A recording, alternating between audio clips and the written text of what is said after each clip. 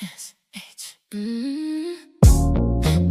Don't reach, don't reach. Just feel me.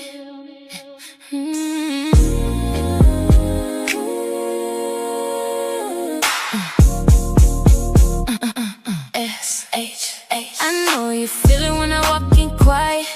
No need to speak, I shift the climate. You watch me close, but keep your distance. I don't respond to forced attention. I've been soft, but never easy. You don't touch me just cause you need me.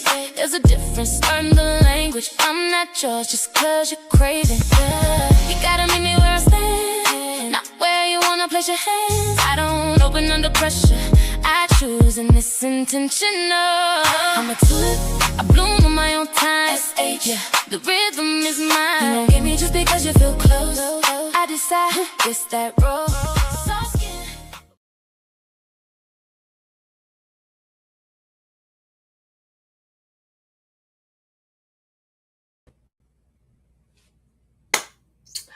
What's up, everybody? So I'm on live right now, just wanting to basically give a breakdown on what my actual beliefs are, where I stand, and where they came from.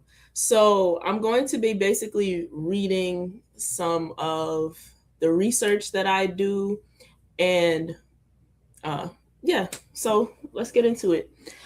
I am an advocate for marriage. I do not hate men, and I definitely don't hate women, but I do hate the structures of marriage and the things that have been pushed because they do not create healthy marriages. So my marriage type is egalitarian, and I'm going to explain why. So I'm going to present my research and why I say that submission is not a requirement for a healthy marriage. Okay, here we go. I'm just gonna put them up so that I'm not doing all the talking and you can see what I'm saying.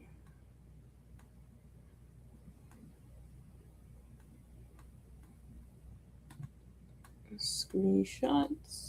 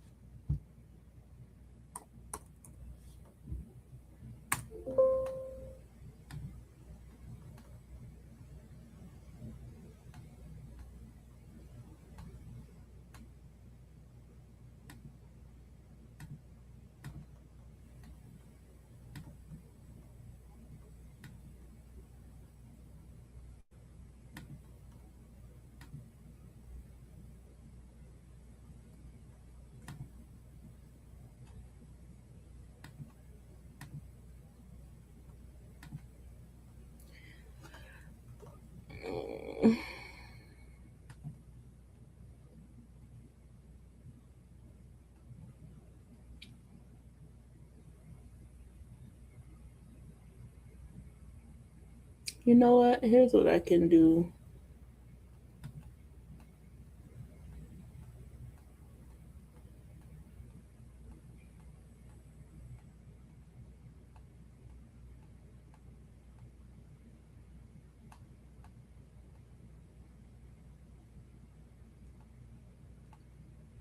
Okay, yeah, here's what I'm gonna do.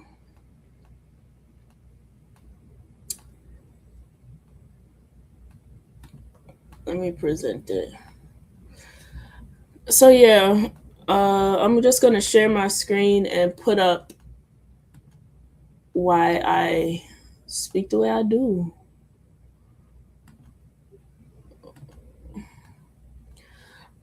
All right, so this is just a summary, but this is basically where my beliefs come from. So there's tiers of happiness that people keep talking about. They say a married man is the happiest and then the single woman is the happiest. But I see within the research that there's a tier above both, and it's a marriage, but the marriage has specific parameters. It's more egalitarian. How you doing, Terry? How you doing? So the happiest form of marriage is an egalitarian marriage where there's no submission involved, no hierarchy. And I'm just going to read it and explain why. Because for some reason, when I say the word submission or you don't need to submit, it blows up. Because submission is the yielding of one's own autonomy and power into the hands of another human being. I do not believe that doing this is healthy. And it's not just my belief. So let's read about it. So here's what it says. I asked for the statistics on why the tier above married men versus single women are below the happiest in marriage. So it says, sociological research often visualizes marital happiness as a tier list, where the specific categories of married men and single women consistently rank above others, while the peak tier of happiness belongs to egalitarian marriages, marriages based on equal partnership rather than female submission. Okay, let's go down. Data from long-term social studies, including the General Social Survey and tracking by behavioral scientists, break down the statistics and reasons behind the specific hierarchy. Okay, tier 1. This is the happiest form of marriage. This is the number one form, which is what I'm advocating for. No one-sided submission, egalitarian marriages, the happiest. The absolute highest tier of reported marital satisfaction belongs to marriages where roles are shared equally and there is no hierarchical structure. The 81% happiness rate is this. In longitudinal studies tracking marital dynamics, 81% of couples in egalitarian marriages reported being happily married. Conversely, in marriages structured around traditional hierarchy or one-sided submission, only 18%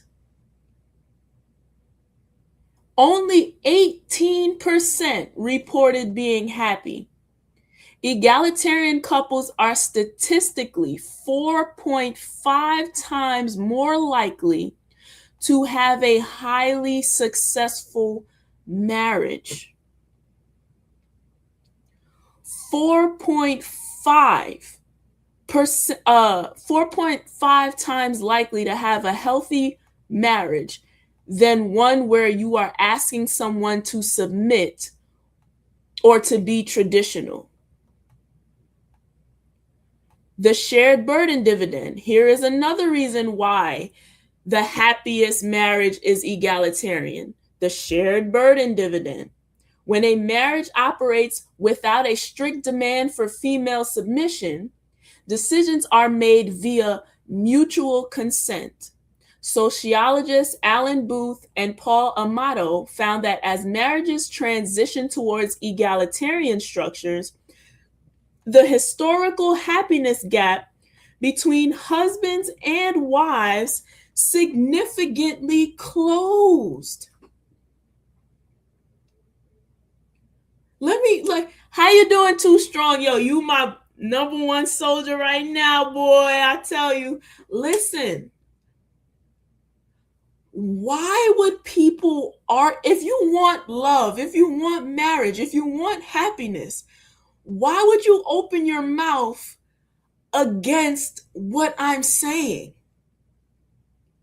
Why would you advocate for something that doesn't make people happy?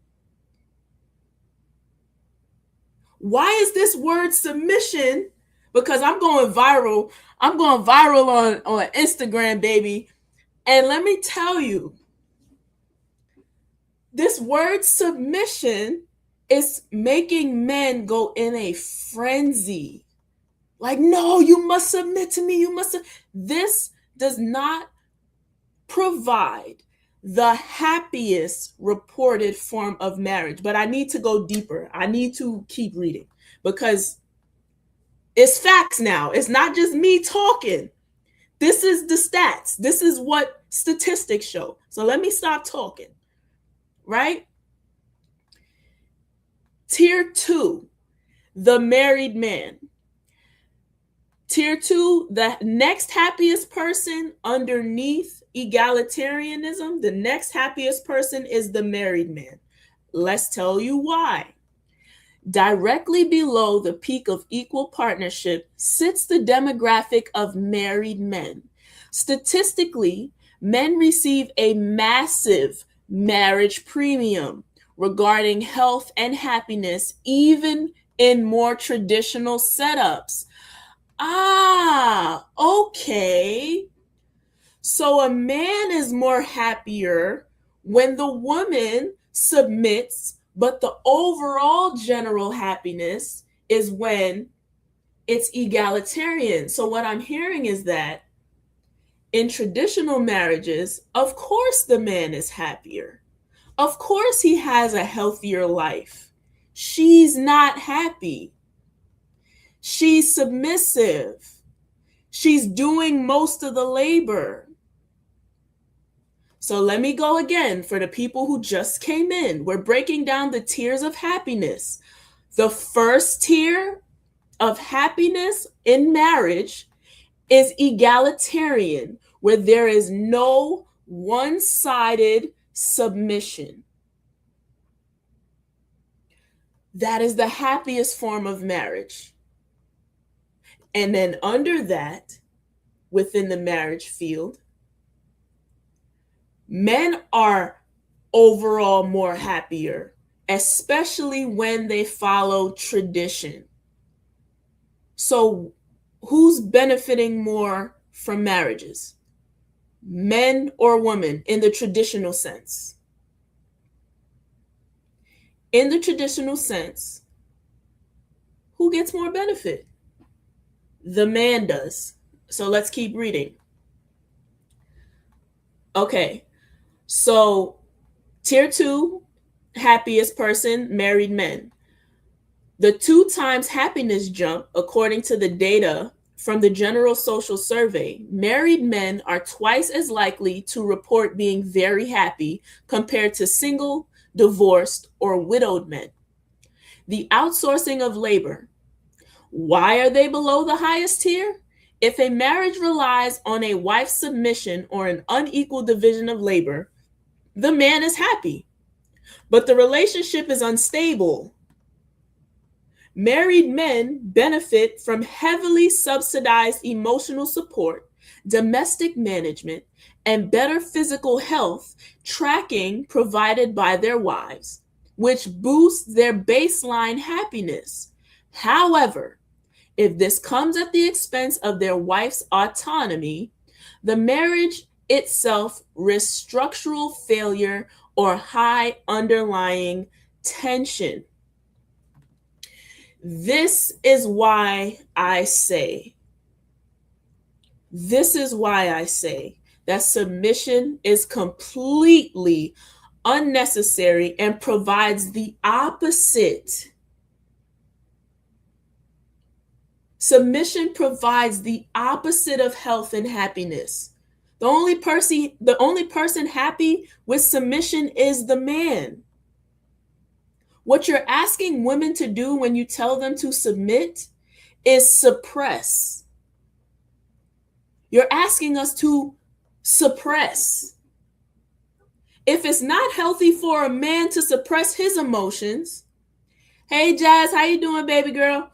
If it's not healthy for a man to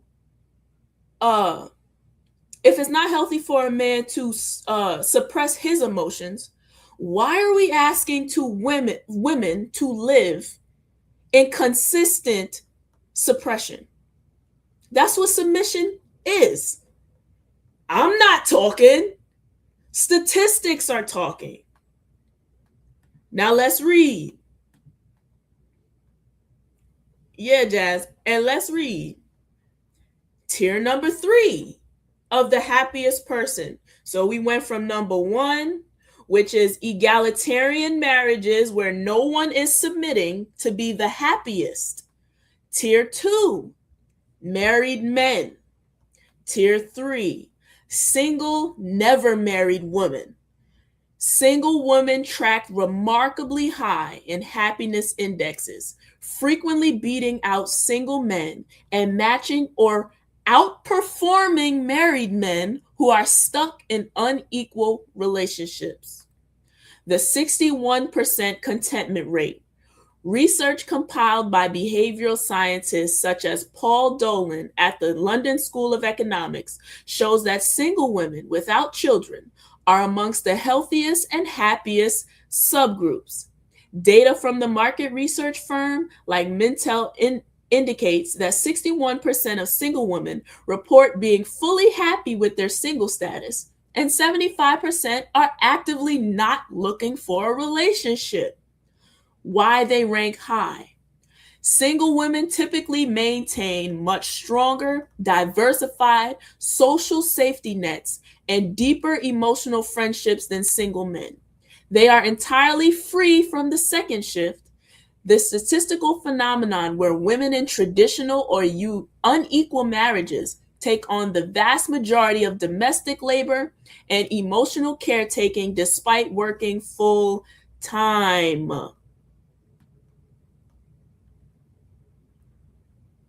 Despite working full time. Now, SH is advocating and speaking up for the healthiest version of marriage. I do not hate men. I do not hate women, right? I see a pattern in how traditional marriages function, and I see why they are not healthy. And I'm not going to sit here and pick a side or just for the sake of it not speak on what's actually true. I want a happy and healthy marriage, and everybody who wants marriage should want a happy and healthy marriage. You're lying to yourself if you think your marriage is going to be happy because your woman is submissive to you and in suppression consistently. Now let's go deeper because I'm not talking. The research is talking. Let's keep going. Tier 4, the lowest. Married women in unbalanced marriages and single men.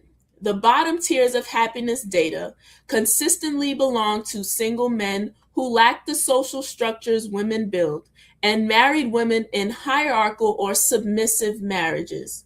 The toll of unequal expectations. When a marriage requires a woman to submit or carry an uneven burden of emotional and domestic labor, her happiness drops significantly. This is why studies show that while marriage extends a man's life expectancy and earning power, it historically has a flat or even negative effect on a woman's physical and mental health unless the relationship is strictly egalitarian. Strictly egalitarian. So, men, we have a loneliness epidemic. We want marriage. We want our women to be happy. Why would you open your mouth against what I am trying to push? Egalitarian. Unless you want women to just continue sucking it up and pushing through these traditional marriages, they're not making us happy. We're not living in this lie anymore.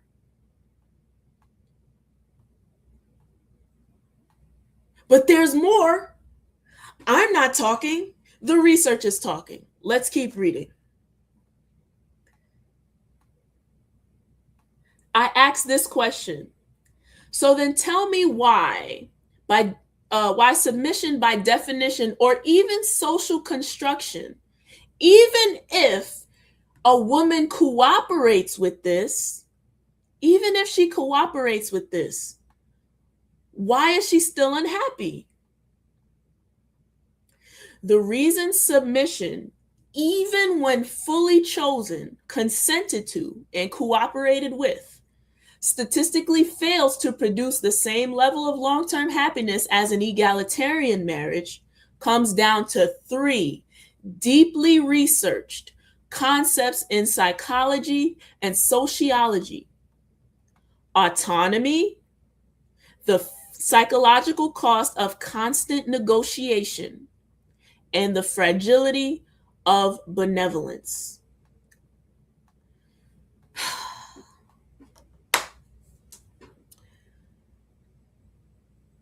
Guys,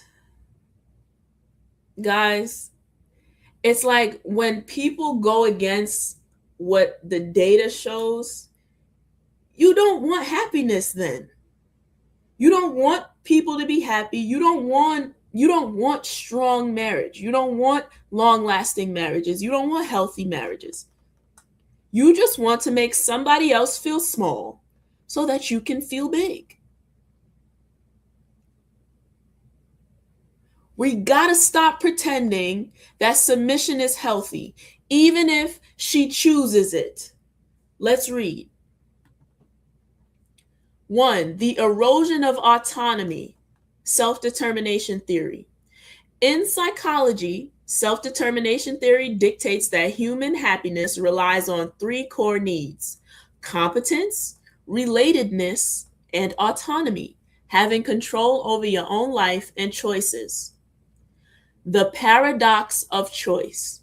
A woman can choose to enter a submissive structure, but once she's inside of it, she must defer final decision-making power to her husband. Deferring choice means relinquishing day-to-day autonomy. So the argument that women choose submission, it's a choice. Yes, they're choosing on a day-to-day basis to get rid of their autonomy. Let's look at, I'm going to move the goalposts because I have to. What I do is I track psychology, so I use different examples that psychologically match. So here's a slave example. Haiti submitted back into slavery. Just because they choose to be slaves doesn't mean that being slaves is healthy for a human being. So like I said, I'm tracking psychology. This is not moving anything. When someone chooses submission or chooses to relinquish their day-to-day autonomy, it is not health, even if they choose it.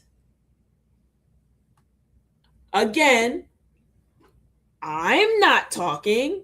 The research is talking. Let's go. The impact on the brain. Studies show that a lack of perceived control over your own life circumstances increase baseline cortisol, the stress hormone, and elevates the risk of depression. Even if a woman is happy with her husband's specific choices today, the structural absence of personal veto power creates an underlying undercurrent of passivity, which suppresses deep, active life satisfaction.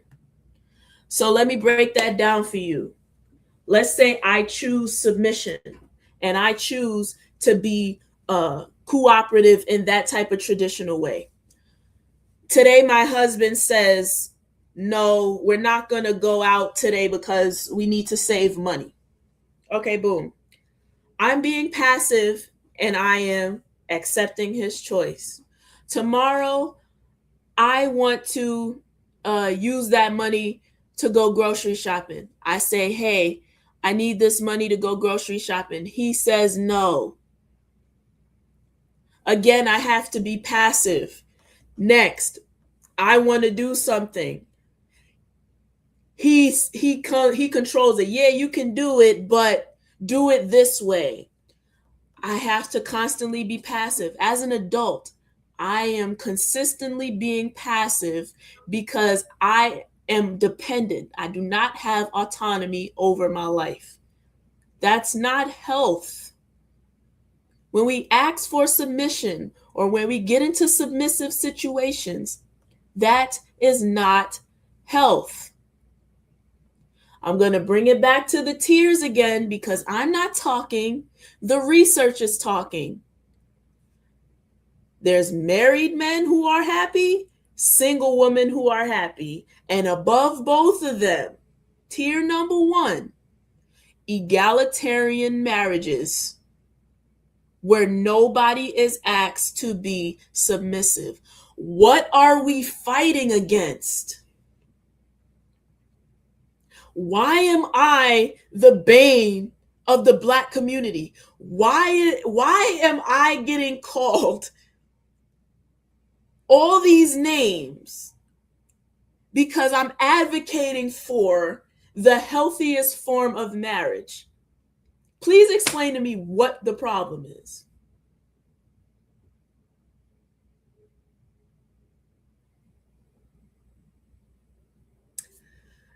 I digress.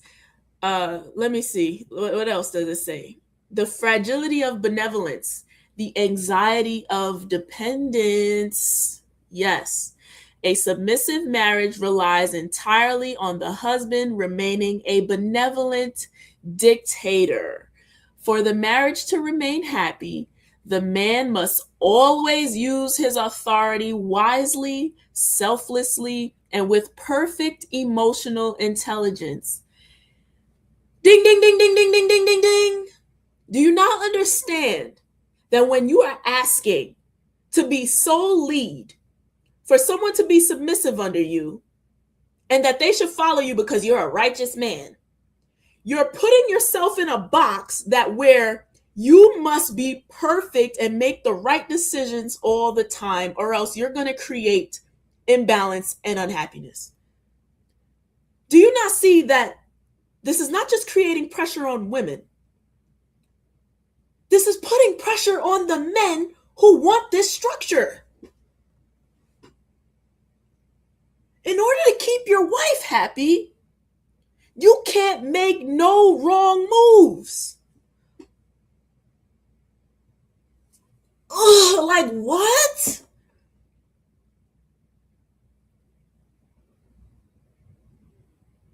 But I'm the devil. Me. Let's keep reading. The power asymmetry. Sociologists point out that this structure creates an implicit, ongoing undercurrent of anxiety for the submissive partner. Because the power dynamic is unequal, the woman's well-being is dependent on the husband's mood, character, and mental health.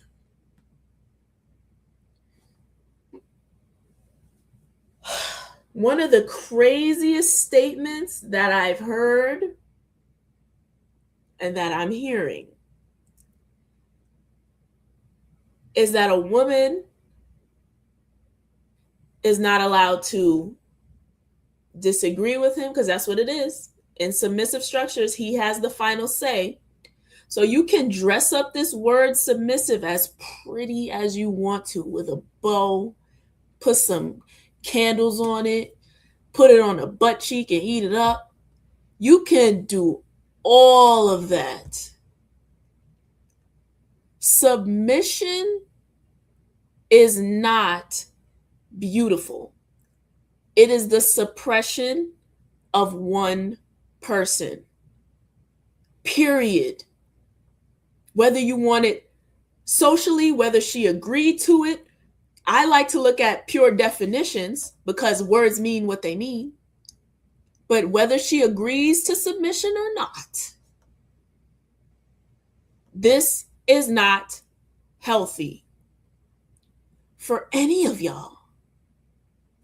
Jazz said, babe, you make too much sense. That's why they hate you. It goes against their narrative.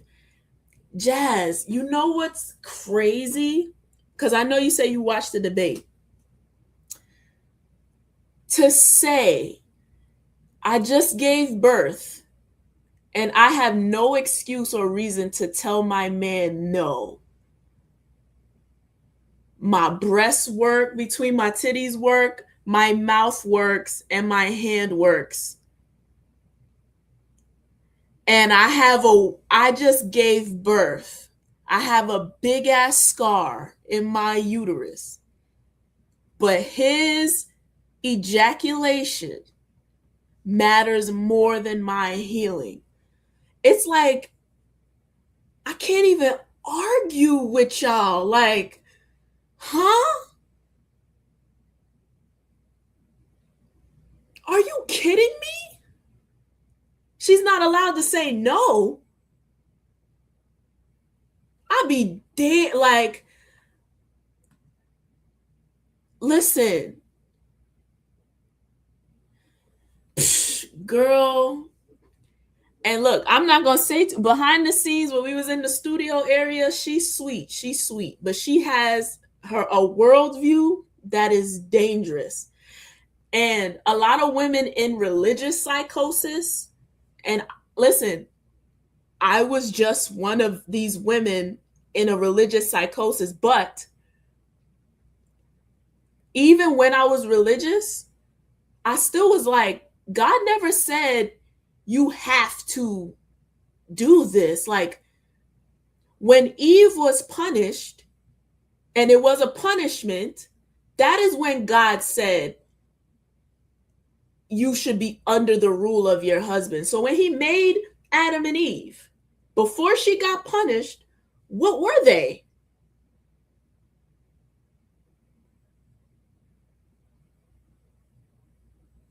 What were they? God had to punish Eve to put her below Adam. And then Adam's punishment was to work consistently for his food. He also got punished.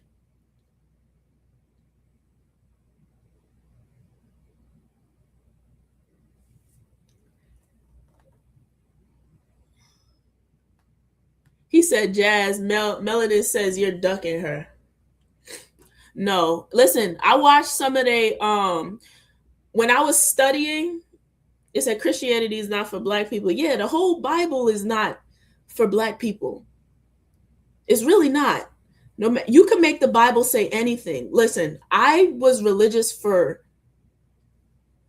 8+ years of my life, and I was deeply in it, studied it in and out. I was Muslim for a little while. My last religion, and why I'm not religious anymore, I was an Israelite. And I'm telling you, submission is not healthy if he's righteous. Now look at righteousness. Am I dropping a link? I could drop the link. I'm gonna drop the link so that I could talk. Yeah, I'm gonna drop the link right now. I'm gonna drop the link. Because even in religious scenarios, submission is not healthy because religious people are on journeys. So then if she's submitting to a man who's on a journey, is she or is she not putting herself in potential danger? Off the chance that he might not be right. The link is in the chat.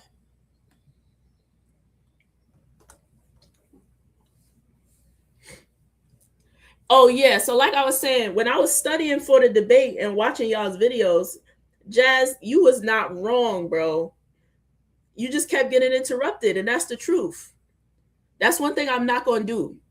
Right is right to me, and wrong is wrong to me. So you were getting interrupted. Nobody was addressing what you were saying. Nobody was listening. Everybody just automatically labels jazz emotional. Nobody sits there and actually functions with what she's saying. But that's a strategy. Hey, how you doing? I'm gonna take this down. How you doing? Can you hear me? Yeah, you good. Washing will dial. Perfect. You said it perfectly. Mm-hmm. Okay. So yeah, Um, go ahead. okay. I think a lot of times in these conversations, you see so many people kind of always going to the backdrop of Christianity as what women should be doing, what men should be doing, and I think we need to kind of take a step back and even go back further than that because it hasn't been working for us. I think if we're truly honest, most of us are fake Christians in America for sure. When you actually do study Christianity, it's completely against capitalism. So this new Christianity that's kind of been programmed in us for sure, it's really a love of money. And when you really kind of break down what we value as a culture, money is our God. And if we had rejected Christianity and its ties to capitalism, our dynamic would be completely different. And I just wonder if that would have been a better outcome for us as people. Okay, so break it down structurally when you speak on money. So what are you saying? What are you advocating for? Are you disagreeing with anything I say, or where are you taking this? I'm taking this to the extent that women don't want marriage, like how you said before. And I think it's time as us men, we start to actually listen. We can't complain about women divorcing and all these things that are happening and not understand that in the big picture, women don't want it. They really do see it as a prison. So we need to have a conversation of what it look like. What does it look like where we can meet in the middle ground where we are providing for you maybe for a lifetime that doesn't involve marriage that you don't really want in the first place. So women have to be honest about that. And that's the part that I think a lot of men are struggling with because women are still saying they want marriage, but then you always see women saying that marriage is a prison for them. Okay. So what should we do? Okay. So let me break this down cleanly because there's a piece in the middle. Women actually do want love in marriage. But what's happening is that when we get into marriages, the prison type of marriage is a submissive and traditional one. So, what I just read here is the happiest form of marriage, and the one that I'm speaking on is egalitarian, where there is no hierarchy. Egalitarian marriages are the reported happiest form, most successful form, long lasting because nobody is losing autonomy. Everybody's participating not 50-50 in their life, they're participating 100-100. So you see your wife is tired and whatever, you're not saying that's her job. You're saying, I love my wife. Let me get the baby from her. You're not saying, damn, that's his job.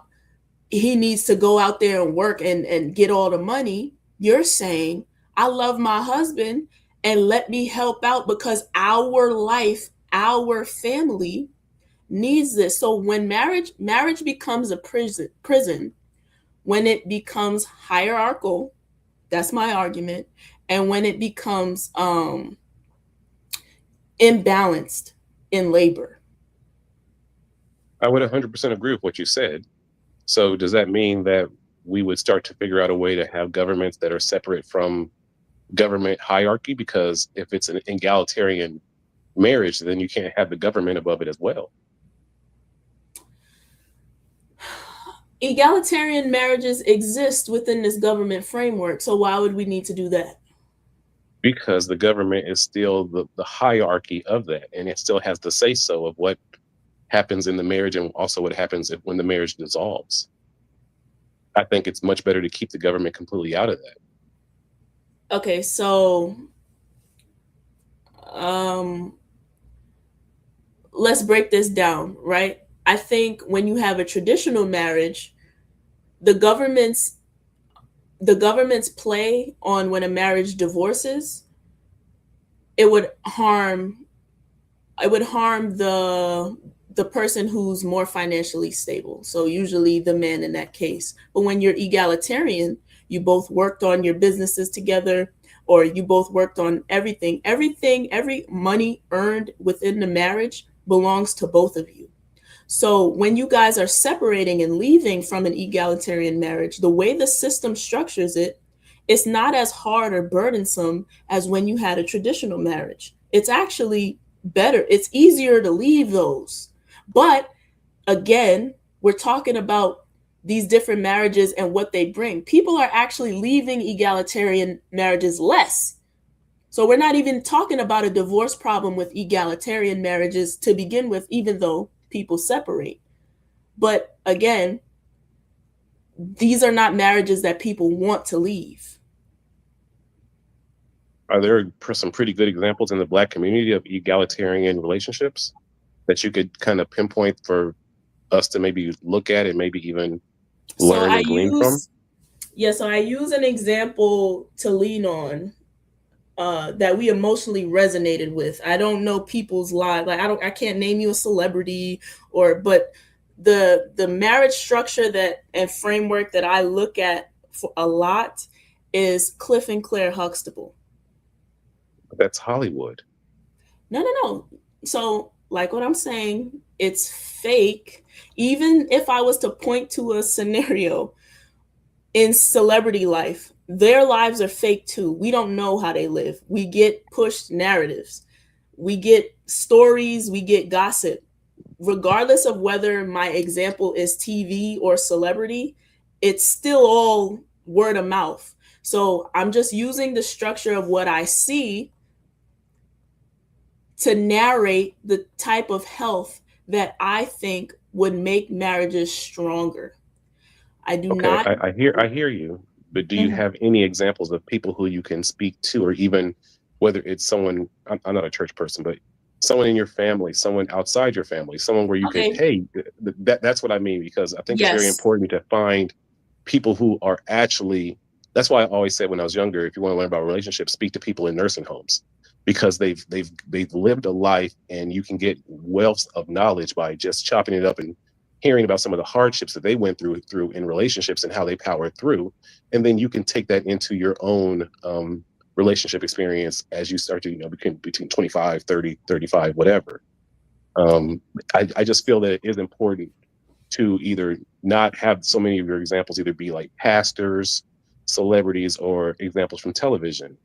That's just my only point. I mean, I am on the internet now. I can't put my aunt and her husband's business here, but they are egalitarian. I have cousin who's egalitarian with his wife. So I have examples. I have real life experience. Well, so I don't need to get in their business, but what is something your cousin says that's maybe different from in his marriage that would be different from a typical marriage that you see, that you're like, if someone was trying to date you, you would say, hey, my cousin and his relationship, that's the kind of relationship I hope that we have. And he might think, well, I want a typical marriage. Where would be the difference, Okay, so here's the difference.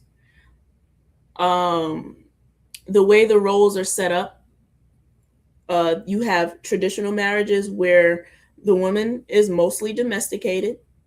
The man is the provider, the protector, and responsible for, the traditional things. Okay. Egalitarian, what I would see is she's not solely domesticated. If she wants to go out, say, with her friends, he does not have authority to tell her, no, you can't go. If he has a grievance, per se, like, oh, I don't like this friend, it comes in a communication form.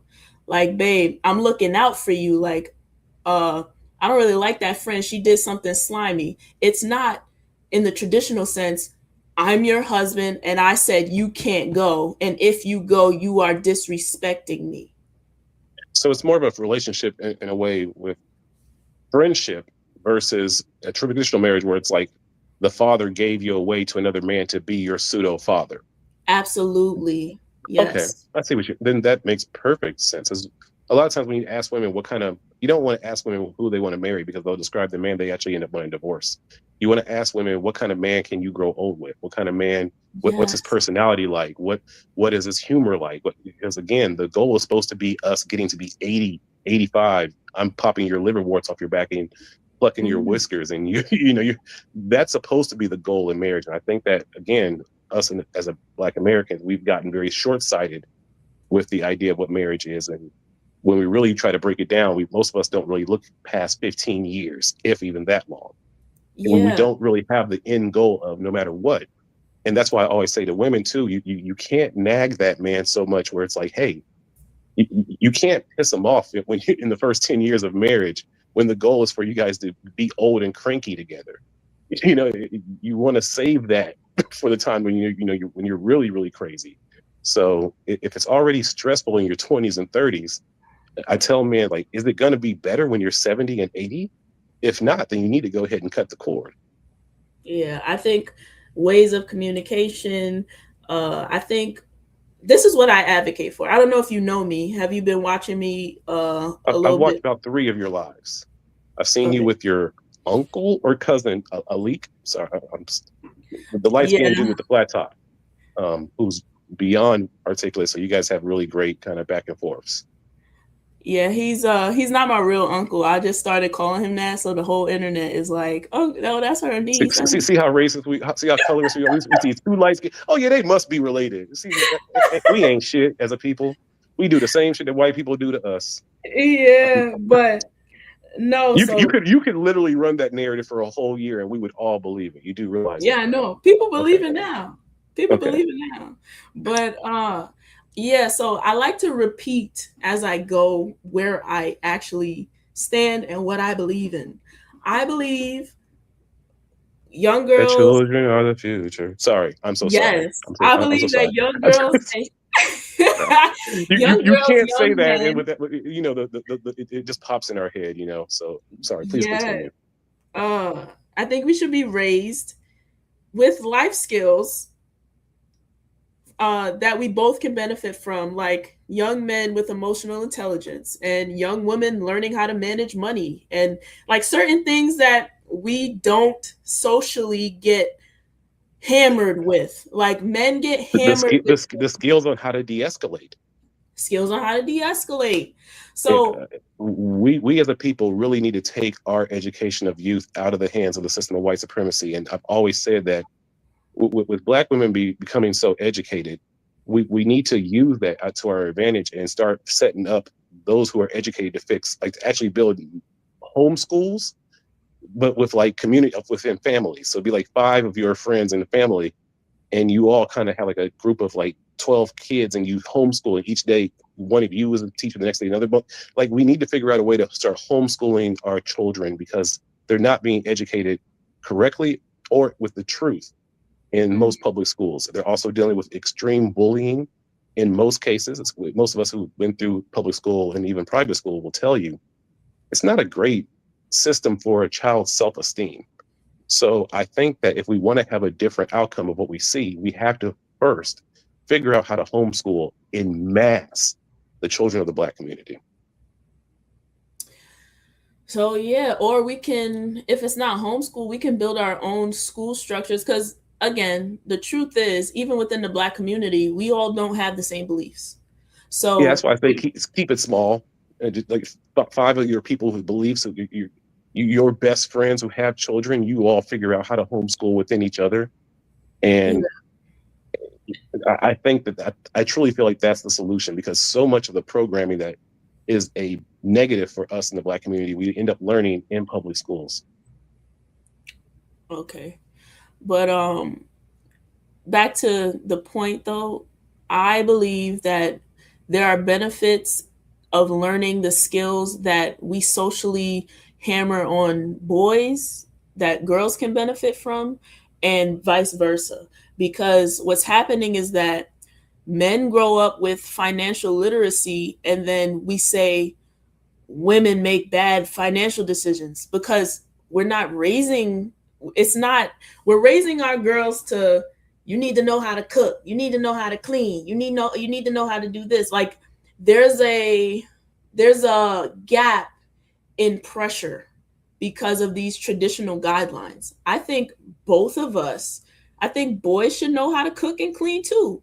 Because if they don't, they're going to feel like they need a woman in the house, and she might be taking advantage of him, or because he can't do it for himself. Or you get what I'm saying? It's just a life skill that we both can benefit from. I think girls should know how to defend themselves. I advocate for that all the time. I don't think it's beneficial to not teach young girls as they get older how to fight or how to defend themselves or how to get out of a sticky situation. Okay. So these are things that I believe should be taught: self-defense and life skills. Yeah, creative thinking. Yeah, no, you're absolutely right. I've always said that in a really strange way. I think we need like massive Job Corps, but all the way down to the 6th grade. Instead of at 6th grade, you learning the programming, like whatever that 6th grade child already has, it's kind of their passion, their skill, then bring that to the table and then bring the people in to educate him or her in that what they already know, like custom made educations, instead of your child coming in and learning what everyone has to learn. Because those who learn how to actually find their passion in their craft at an early age, they simply do better as adults. So he says, how are single parent homes teaching self-respect? Does being single, yeah, I'm just going to ask because I'm just going to read it and talk about it because he asked.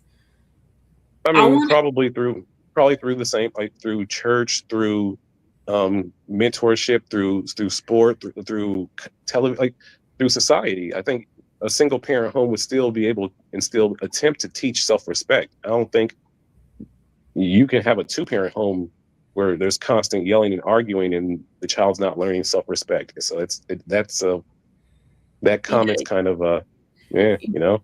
You took it out my mouth because I was gonna say, why? Because they're single, they wouldn't know self-respect, you know.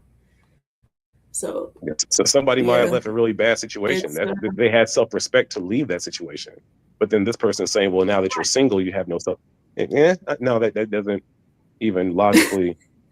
So I swear I'm not autistic. It doesn't even logically compute. No, but it doesn't even connect. I'm trying to.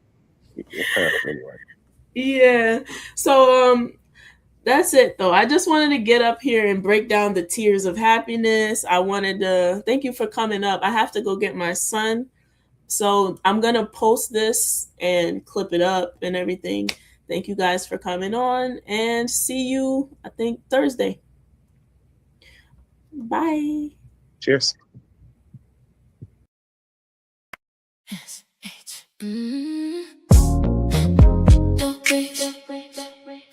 Don't reach, just feel me.